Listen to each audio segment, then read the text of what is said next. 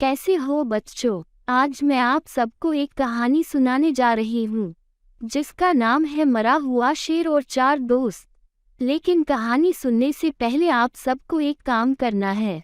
पहला तो आप सबने नीचे दिया गए लाल वाले सब्सक्राइब बटन को दबाना है और अपने लाइक और घंटी वाले आइकॉन को भी दबाना है, क्योंकि मेरी नई नई कहानियों के अपडेट आपको जल्दी से जल्दी मिल सके। कहीं ऐसा ना हो बाकी के बच्चे मेरी कहानी आपसे पहले सुन ले। अब मैं आपको कहानी सुनाना शुरू करती हूँ। बहुत समय पहले की बात है। द्रोण नगरी में चार दोस्त रहा करते थे। उन चारों में से तीन ब्राह्मण कई तरह की विद्याओं में निपुण थे, जबकि चौथे के पास किसी तरह की विद्या नहीं, लेकिन वह बहुत बुद्धिमान था।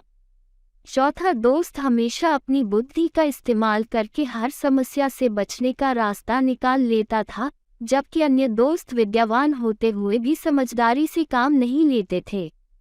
एक दिन उन चारों दोस्तों ने मिलकर सोचा कि पैसा कमाने के लिए विदेश जाना चाहिए।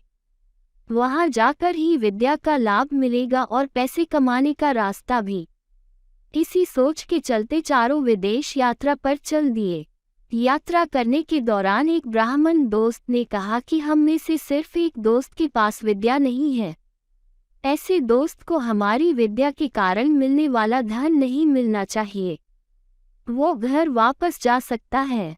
इस पर काफी देर चर्चा करने के बाद दूसरा दोस्त इस बात से सहमत हो गया, लेकिन तीसरे दोस्त ने कहा कि ऐसा करना ठीक नहीं होगा। हम सभी बचपन से दोस्त हैं और अब यह फैसला लेना गलत होगा। हम जो कुछ भी कमाएंगे उसे 4 हिस्सों में बांट देंगे। इस बात पर सबने हामी भरी और सभी विद्या का चमत्कार लोगों को दिखाने के लिए आगे की ओर बढ़ने लगे। यात्रा के दौरान जंगल से गुजरते हुए उन्हें एक मरा हुआ शेर दिखा। सभी ब्राह्मणों ने कहा कि हम अपनी विद्या के चमत्कार से इस शेर को जिंदा कर देंगे। इससे हमें बहुत यश और कीर्ति मिलेगी।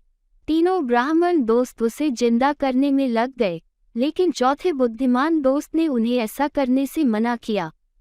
उसने कहा कि अगर तुम लोग इसे जिंदा कर दोगे तो वह जिंदा होते ही हम सबको खा जाएगा। चौथे दोस्त के बहुत कहने के बावजूद तीनों दोस्त नहीं माने। उनमें से एक ब्राह्मण शेर की अस्थियों को समेटने लगा, तो दूसरा उसके अंत को और चौथा उसके शरीर में प्राण डालने की कोशिश करता रहा। तीनों को अपनी अपनी विद्या का इस्तेमाल करते देख चौथा दोस्त डर गया। उसने अपने सभी मित्रों से कहा, ठीक है, तुम लोग अपने मन की करो, लेकिन मुझे पेड़ पर चढ़ जाने दो। इतना कहकर चौथा दोस्त छत से पेड़ पर चढ़ गया। वहीं अन्य दोस्त मिलकर अपनी सिद्धियों और विद्याओं के बल से उस शेर को जीवित करने की कोशिश में लग गए। देखते ही देखते शेर जिंदा हो जाता है। शेर जैसे ही जिंदा हुआ वह अपने आसपास 3 ब्राह्मणों को देखते ही उन्हें मार डालता है, जबकि पेड़ पर चढ़ा चौथा दोस्त अपनी समझदारी से बच जाता है। कहानी से सीख। इस कहानी से हमें यही सीख मिलती है कि विद्या के नशे में चूर होकर किसी काम को नहीं करना चाहिए। हर काम को करते हुए उसके अच्छे और बुरे दोनों परिणाम के बारे में सोचना जरूरी है। सिर्फ विद्या में निपुणता ही नहीं, बल्कि बुद्धि का होना भी जरूरी होता है। उम्मीद करती हूँ कि आप सबको ये कहानी पसंद आई होगी। और हाँ, ये कहानी आपको अपने दोस्तों को भी सुननी है, क्योंकि शिक्षा बांटने से बढ़ती है और हमें अच्छी बातें सब तक पहुँचानी चाहिए। ठीक है बच्चों, अब मैं चलती हूँ। आपसे अगली बार मिलूंगी, वो भी नई कहानी के साथ।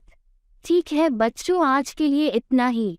और बच्चों, मेरा चैनल सब्सक्राइब करना मत भूलना। बस आपको नीचे दिए गए लाल बटन को दबाना है। ठीक है बच्चों, अब मैं चलती हूँ, फिर मिलूंगी नई कहानियों के साथ।